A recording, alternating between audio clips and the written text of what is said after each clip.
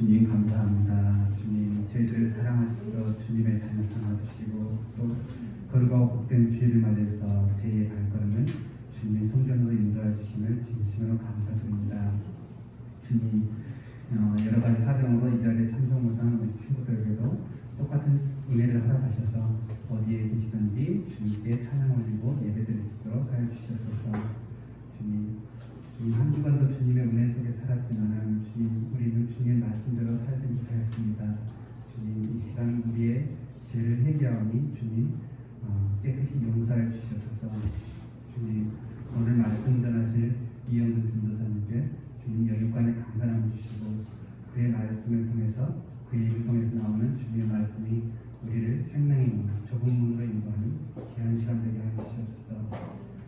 말씀 받는 우리에게도 주님 축복받는 시간 되게 하여 주셔서 사랑이신 우리 주 예수 그리스도 이름으로 기도드립니다.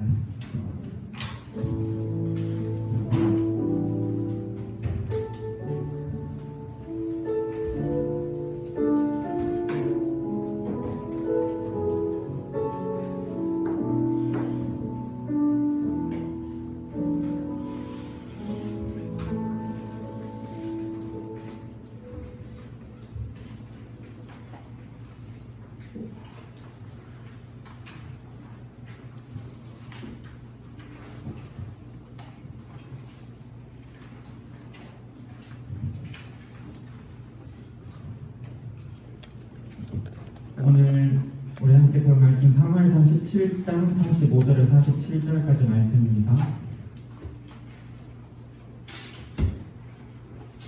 사무엘상 17장 45절에서 47절.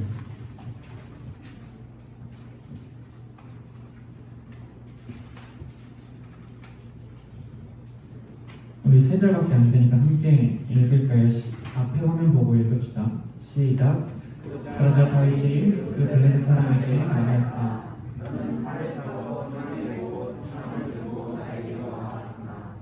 나는 내가 모욕하는 이스라엘 군대 하나님 곧 왕국의 주님의 이름을 나왔다.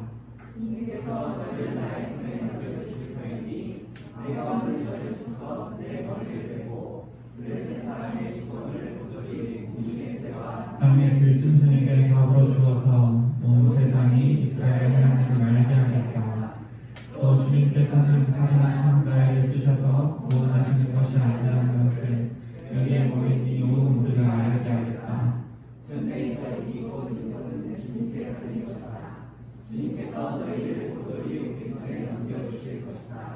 아멘. 오늘 승리의 비결이라는 말씀 제목으로 함께 나눌 텐데요.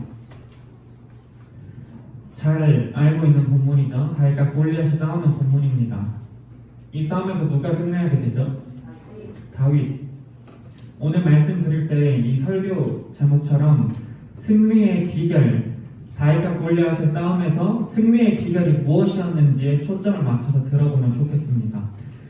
오늘 본문이 시작되는 사무엘상 17장 1절에서 3절을 보면 블레셋 사람들과 이스라엘 백성들이 전쟁을 하고 있는데 그 전쟁 중에 상황을 1절에서 3절에서 이야기해주고 있습니다. 볼까요? 1절부터 제가 읽어볼게요. 블레셋 사람들이 또 전쟁을 일으키려고 군인을 모두 모아 유다의 소부에 집결시키고 소부와 아세가 사이가 있는 에베스 담림에 진을 쳤다. 사울도 이스라엘 군인들을 집결시켜 엘라 평지에 진을 친 뒤에 블레셋 군인들과 맞서 싸울 전열을 갖추었다. 그래 블레셋과 이스라엘이 골짜기 사이에 두고 이쪽 저쪽 산 위에서 맞서서 버티고 있었다. 골짜기를 사이에 두고 이스라엘 백성들과 블레셋 군사들이 싸우려고 전열을 갖추고 있었어요. 그때 4절에 보니까 블레셋의 한 장수가 싸움을 걸러 나와요. 싸움을 하러. 그 장수 이름이 뭐예요? 골리앗. 4절에서 7절까지 골리앗에 대해 설명해 주는데요. 한번 읽어볼게요.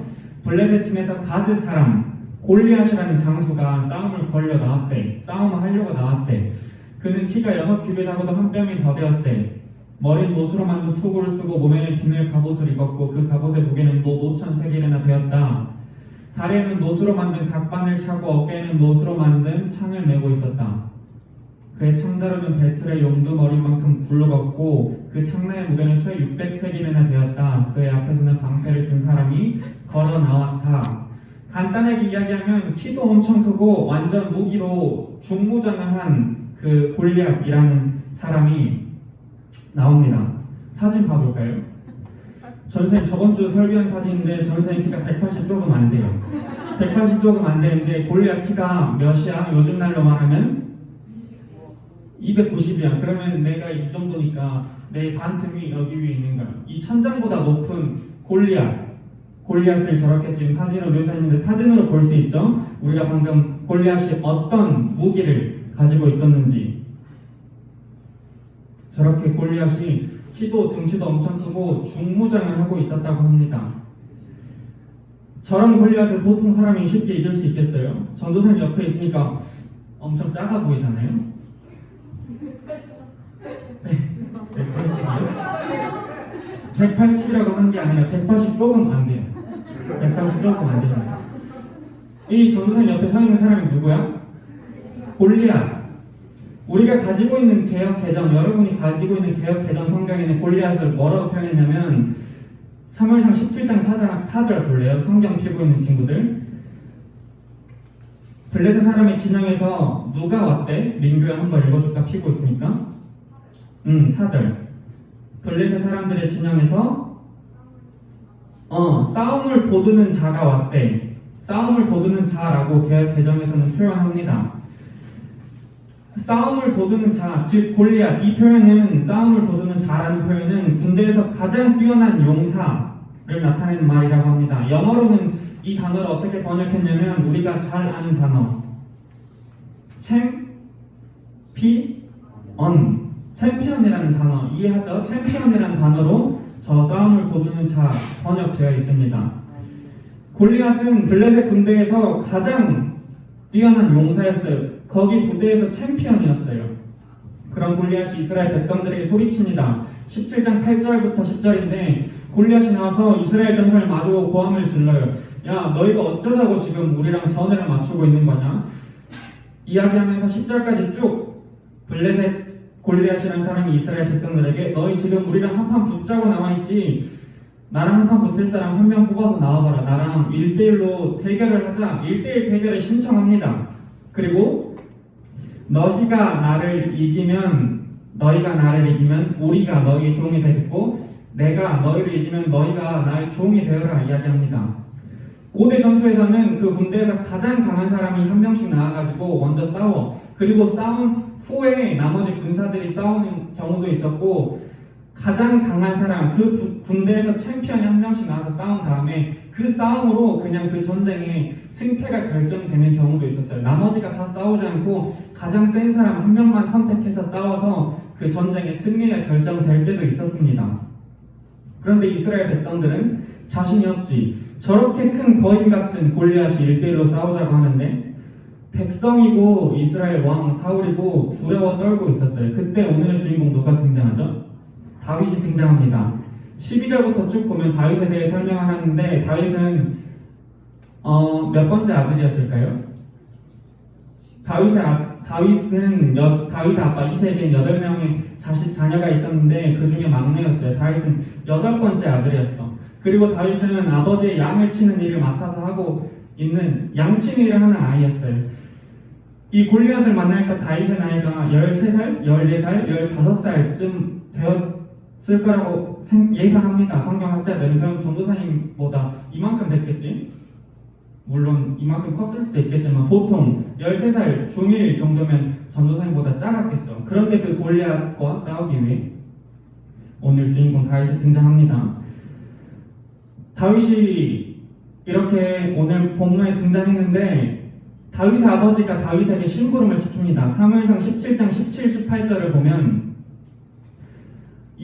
다윗의 아버지가 다윗에게 지금 내 형들을 위하여 이 볶은 곡식 한 에바 떡 10덩이 가지고 속히 가서 내 형들에게 주고 이 치즈 10덩이는 부대장에게 갖다 드리고 너희 형들의 안부를 물은 뒤에 형들이 잘 있다는 증거물을 가져와라. 다윗의 아버지가 다윗을 시켜서 야 다윗아 형들이 전쟁에서 죽지 않고 잘 있는지 좀 보고 와라. 형들의 안부를 물어오라고 시킵니다. 그리고 다윗이 형들을 만나러 가는데 23절 볼까요? 함께 읽어봅시다. 23절 시작. 다윗이 형들과 이야기하고 있는 동안에 마침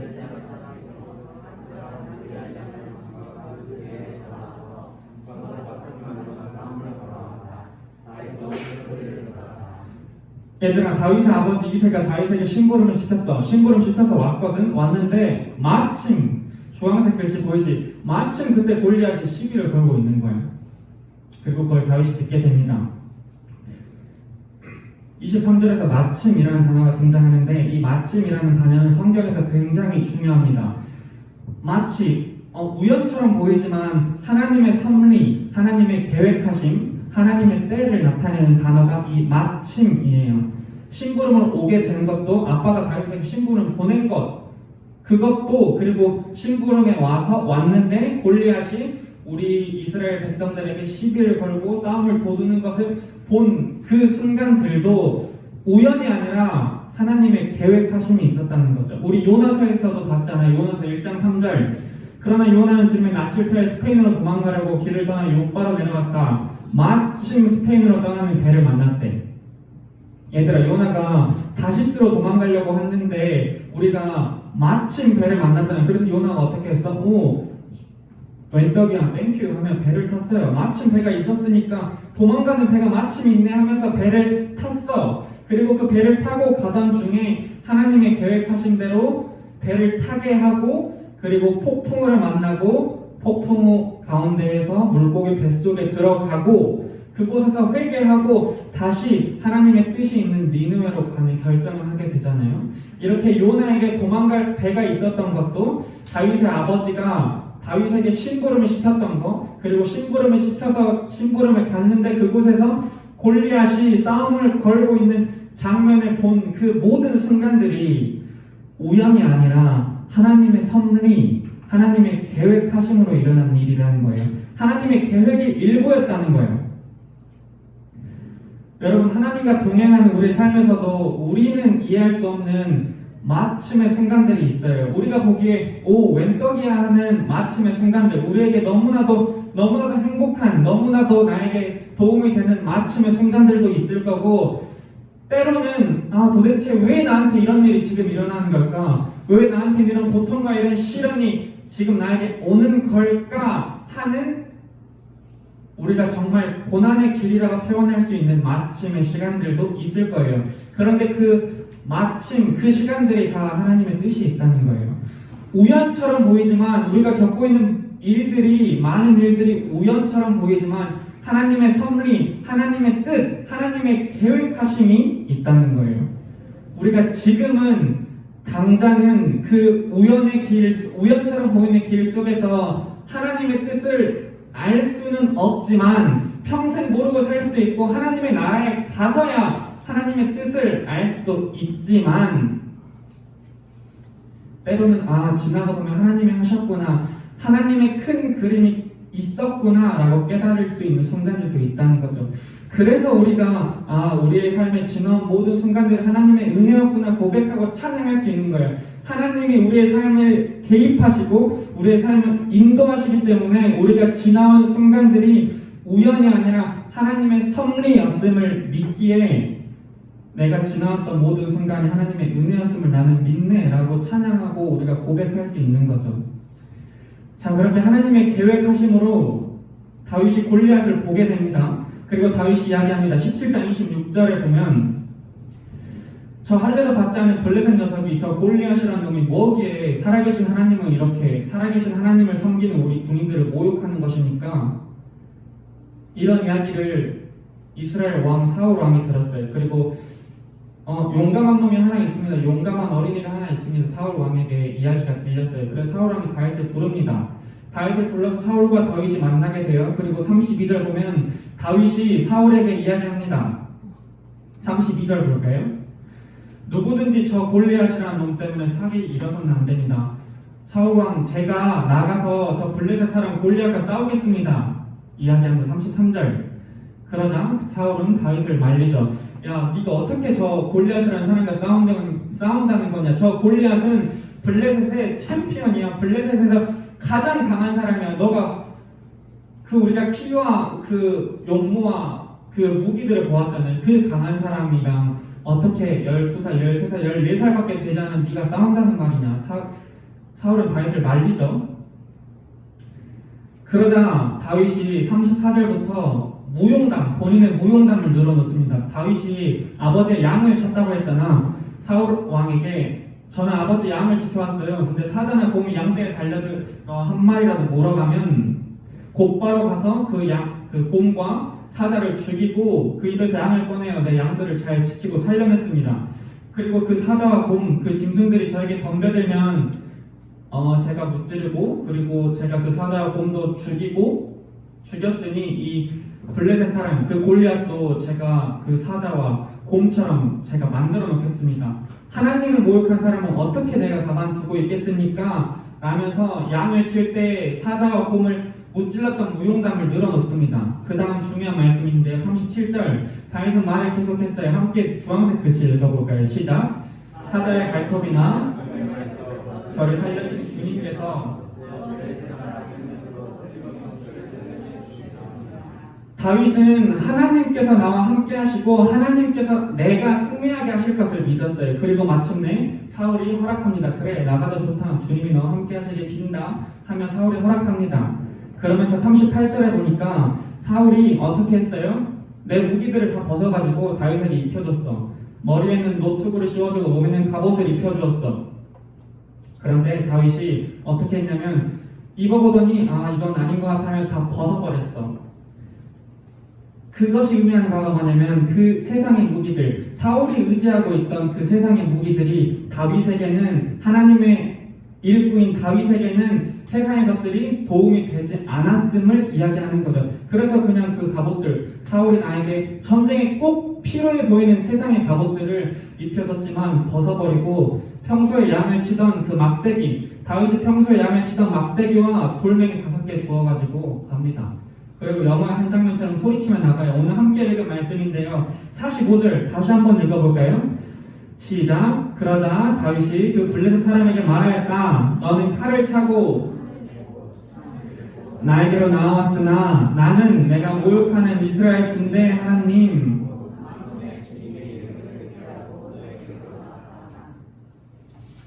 영화의 한 장면처럼 다윗이 골리앗을 향해 나아갑니다. 그리고 48절부터 50절 이렇게 제가 한번 읽어볼게요. 블레셋 사람이 움직여 골리앗이 다윗에게 가까이 오자 다윗이 블레셋 사람이 서 있는 그 골리앗이 서 있는 쪽으로 달려가면서 주머니 손을 넣어 돌을 꺼낸 다음에 돌을 무림매로 던져서 블레셋 사람 골리앗의 이마에 명중시켰어요. 그리고 골리앗이 쓰러졌어. 그리고 다윗은 무림매와 돌 하나로 블레셋 사람을 이겼어요. 다윗은 칼도 들고 가지 않고 그 블레셋 사람을 죽였다고 이야기합니다. 그 다음 사진 볼까요?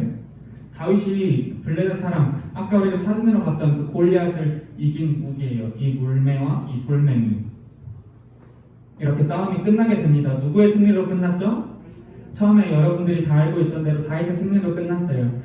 객관적으로 우리가 상식적으로 생각했을 때 나보다 작은 다윗이 이렇게 천장에 닿을 만큼 큰 골리앗을 이긴다는 게 불가능해 보이죠. 그런데 오늘 본문에서는 우리의 상식, 우리의 객관적인 생각을 뛰어넘는 결과를 보여줍니다. 다윗이 승리하게 되죠. 제가 처음에 주목해서 보자고 했던 거, 다윗이 어떻게 이 전쟁에서 승리할 수 있었는지, 다윗이 승리한 비결이 뭐죠? 다윗과 골리앗 이 전쟁에서 승패를 결정한 비결이 뭐예요? 45절에 답이 나와 있는데요. 골리앗은 무엇을 의지하며 나왔죠? 두 번째, 세 번째 줄 한번 읽어볼까요? 시작.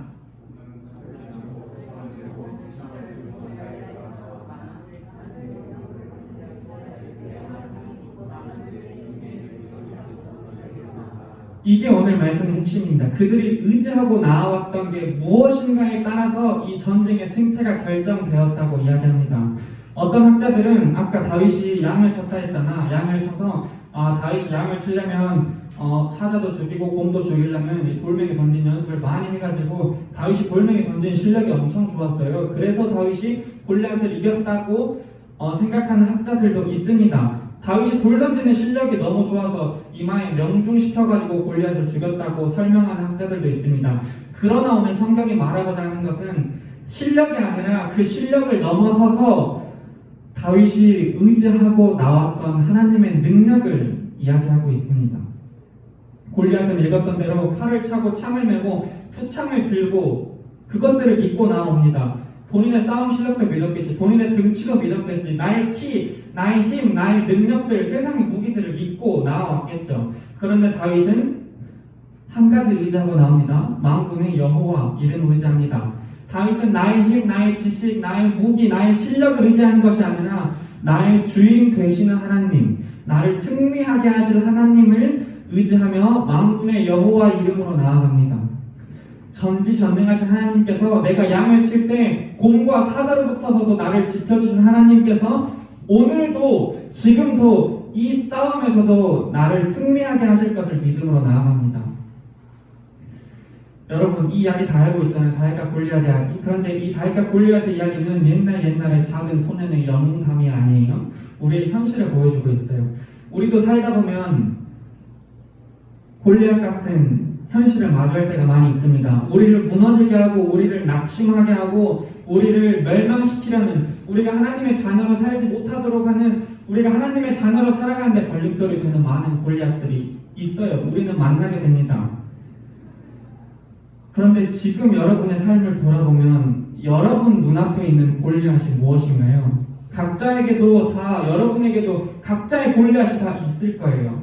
나는 절대 이길 수 없어. 아니, 내 힘으로는 도저히 이길 수 없는 문제들, 세상의 유혹과 시험들, 여러분들에게는 학창시절을 보내고 있으니까 학업의 문제가 될 수도 있고요. 관계의 문제, 건강의 문제, 죄와의 싸움이 될 수도 있어요. 이렇게 우리는 살아가면서 수많은 골리앗들, 나보다 더 강한, 내가 도저히 해볼 수 없을 것 같은 골리앗을 만나게 되는데, 여러분들도 다윗처럼 이 골리앗과의 전쟁에서 승리하고 싶지 않나요? 오늘 다윗이 우리에게 승리의 비결을 말해주고 있는 거예요. 바로 만군의 여호와 하나님의 이름을 의지하는 것.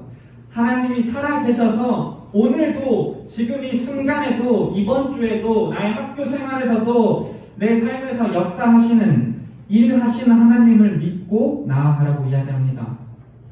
그런데 막상 우리가 골리앗 앞에 서게 되면 우리는 두려울 거예요. 야, 어떻게 저렇게 큰 골리앗을 이기지? 골리앗은 너무나 커 보이고 나는 한없이 작아 보이고 우리에게 두려운 마음이 분명히 몰려올 거예요. 그런데 우리가 그 두려움이 어디서부터 오는지 잘 분별해야 합니다. 내 안에 있는 두려움, 염려, 걱정, 근심, 낙심, 이 모든 것들은 하나님께서 우리에게 주시는 게 아니라 마귀가 우리에게 주는 거예요. 야, 내가 어떻게 저 큰 골리앗을 이길 수 있지? 아, 나는 절대 못 이겨. 절대 못해. 마귀는, 야, 너 저렇게 큰 골리앗한테 까불다 죽는다. 저 골리앗 들고 있는 창 안 보여? 너 까불다가 골리앗한테 맞아. 라고 우리에게 늘 속삭입니다. 우리에게 두려움을 주고 우리를 낙심하게 하고 우리를 넘어지게 하고 하나님을 믿지 못하게 하고 하나님과 멀어지게 해요. 마귀는. 그런데 하나님께서는 우리에게 세상을 향한 두려움을 주시는 분이 아니죠. 우리가 잘 알고 있는 이사야 41장 10절 말씀 함께 읽어볼까요? 내가 너와 함께 있으니 두려워하지 말아라. 내가 너의 하나님이니 떨지 말아라. 내가 너를 강하게 하겠다. 내가 너를 도와주고 내 승리의 오른팔로 너를 붙들어 주겠다. 아멘. 다윗도 하나님께서 함께 하심을 알았기 때문에 그 믿음이 있었기에 그 거대한 골리앗을 향해 믿음으로 만군의 여호와의 이름으로 나아갈 수 있었던 거죠. 말씀을 마무리할까요? 여러분, 아까 이야기했던 대로 여러분 눈앞에 있는 골리앗을 한번 떠올려 보세요. 여러분 눈앞에 있는 골리앗을 생각해 봅시다. 나를 두렵게 하고 나를 넘어지게 하고 나를 낙심하게 하는 그 골리앗.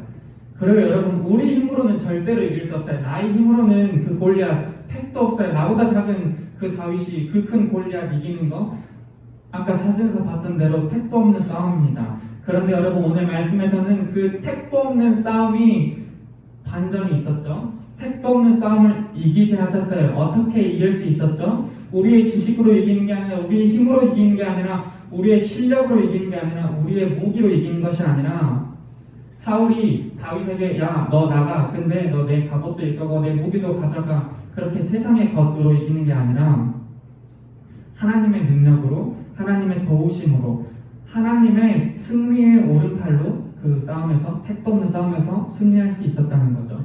요한일서 4장 4절 말씀도 이야기합니다. 마지막 주황색만 한번 함께 읽어볼까요? 시작. 여러분 안에 계신 분이, 우리 안에 계시는 하나님은 이 세상에 그 어떤 골리앗보다도, 키가 3m가 아니라 키가 10m가 돼 보이는 골리앗보다도 크신 분이 누구다고? 내 안에 계시는 하나님, 내가 의지한 하나님이 세상의 어떤 골리앗보다도 크다라고 이야기합니다. 여러분 앞에 있는 골리앗, 그 거대한 골리앗을 여러분 두려워하지 마세요. 우리 안에 두려움과 낙심, 걱정, 근심은 마귀로부터 난 것이니 그 두려운 마음을 떨쳐놓고 두려워하지 말고 나를 믿으라. 내가 너를 도와주겠다 말씀하시는 하나님의 말씀을 의지하며 여러분 각자의 골리앗과의 싸움에서 승리하는 삶이 되기를 소망합니다. 그리고 마지막으로 사무엘상 17장 46절에 보면 다윗이 이렇게 고백해요. 온 세상이 이스라엘의 하나님을 알게 하겠다. 그 전쟁을 통해서 내가 믿고 내가 의지하며 나간 하나님을 너희 모든 사람이 알게 하겠다. 그 싸움의 승리를 통해서, 다시 말해서 여러분들을 통해서 이 세상 사람들이 하나님을 알게 되는 역사가 있게 되기를 소망합니다. 우리 함께 찬양할까요?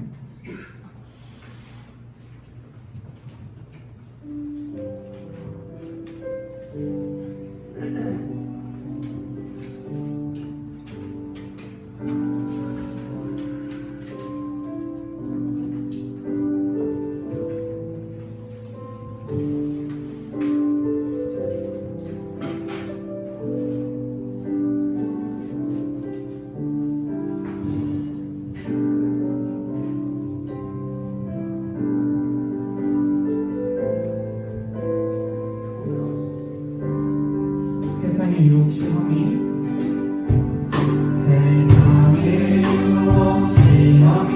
내게 몰려올 때에 나의 힘으로 그것들 모두 이길 수 없네.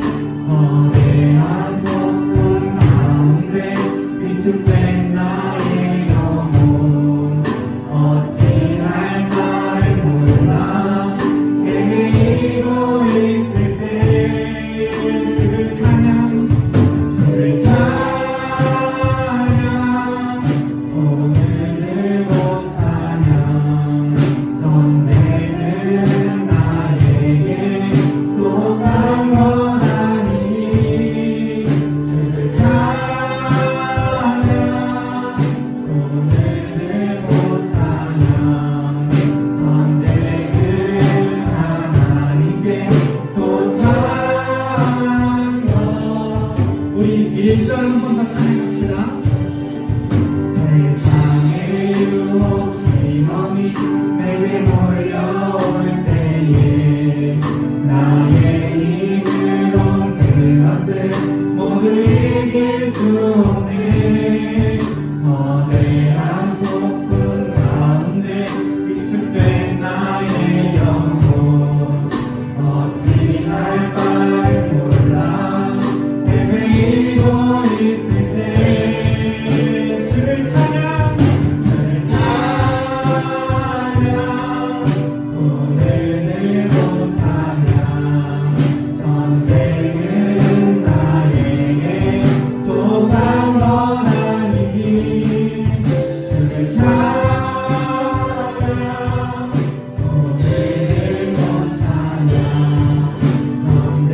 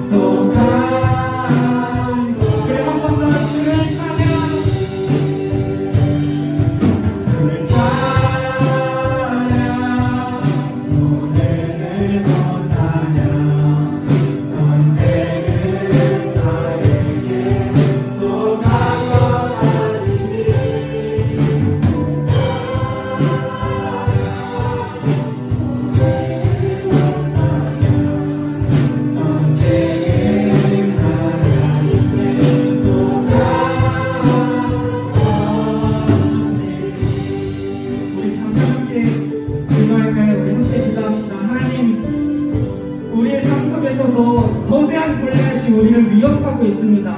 우리를 두려워 떨게 합니다. 우리를 넘어지게 하고 우리를 무너지게 합니다. 우리에게 늘 전쟁을 걸어옵니다. 하나님, 그러나 이 전쟁이 하나님께 속한 것임을 고백합니다. 우리의 창과 방패 되신 하나님, 우리의 도움 되신 하나님, 주님의 강한 손으로 우리를 붙들어 주시고 마침내 전쟁에서 승리하게 하옵소서. 세상의 것을 의지하는 것이 아니라 하나님만 의지하며 하나님의 능력으로 승리하게 하옵소서.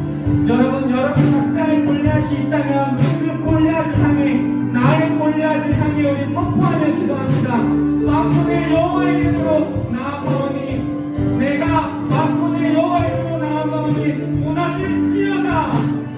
만군의 여호와 이름을 의지하며 나아가오니 무너질지어다. 여러분, 우리 나의 골리앗을 향해서 함께 소리내어 기도합시다. 하나님, 오늘도 말씀 앞에 서게 하시니 감사합니다. 하나님, 저희신 골리앗 앞에 서게 된 것이 우연이 아니라 하나님의 선생님을 믿습니다. 하나님의 뜻과 하나님의 계획하심이 있었음을 믿습니다.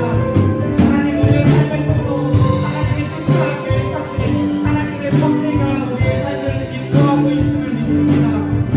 그렇게 우리가 지나온 모든 시간들이 하나님의 은혜였음을 고백할 수 있습니다. 하나님, 고통과 고난의 시간에도, 시련과 어려운 시간에도 낙심하지 않고 하나님의 인도하심을 믿으며 넘어지지 않게 하시고 낙심하지 않게 하옵소서. 담대하게 걸어가는 우리 모두가 되게 하옵소서. 하나님, 우리의 삶에 수많은 골리앗이 있습니다. 내 힘으로 해결할 수 없는 많은 골리앗들이 내주하고 있습니다. 그런데 하나님, 우리는 너무 두렵습니다. 우리를 두려워 떨게 합니다. 우리를 넘어지게 하고 우리를 낙심하게 하고 우리를 무너지게 합니다. 하나님의 보이지 서로 우리의 눈을 가려버립니다. 하나님, 그러나 이 전쟁이 우리에게 속한 것이 아니라 하나님께 속한 것임을 고백합니다.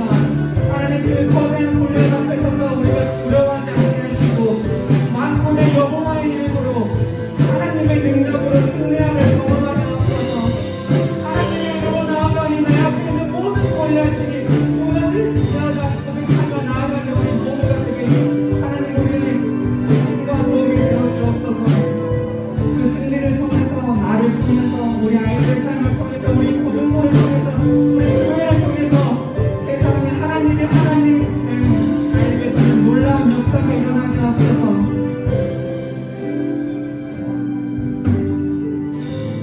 우리 함께 같이 찬양할까요? 세상의 유혹 시험이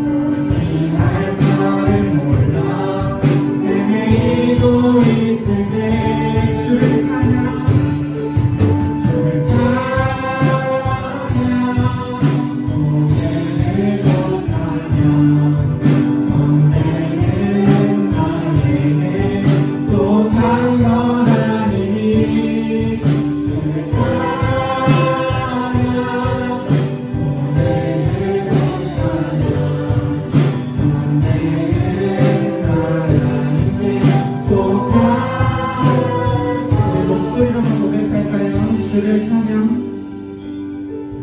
주를 찬양, 손을 들고 찬양. 전쟁은 나에게 속한 것 아니니 주를 찬양, 손을 들고 찬양.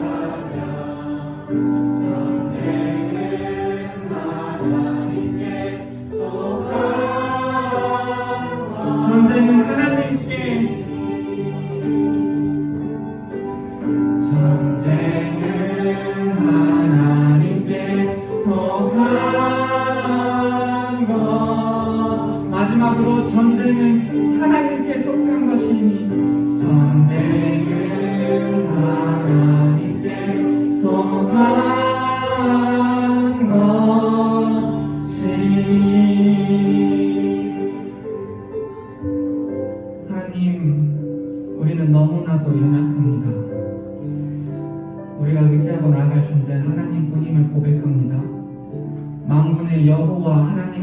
의지하고 나아가오니 우리를 도와주옵소서. 우리를 무너뜨리는 세상의 수많은 골리앗과의 전쟁에서 승리하게 하옵소서. 승리하게 하실 것을 감사함으로 믿으며 예수 그리스도의 이름으로 기도드립니다. 아멘. 우리 준비된 예물 하나님께 올려드리겠습니다.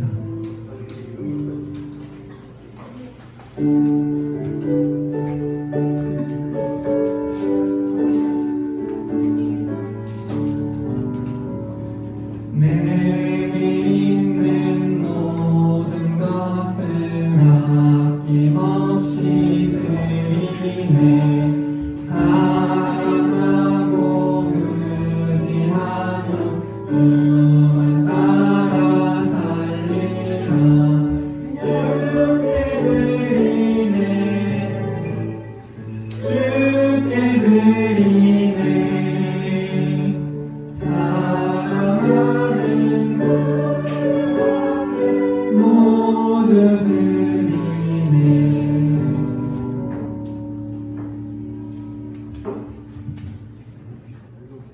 하나님, 주님을 의지하며 살아가는 우리 사랑하는 아이들이 주님 예배하러 나오는 자리에 주님께 귀한 예물 올려드립니다.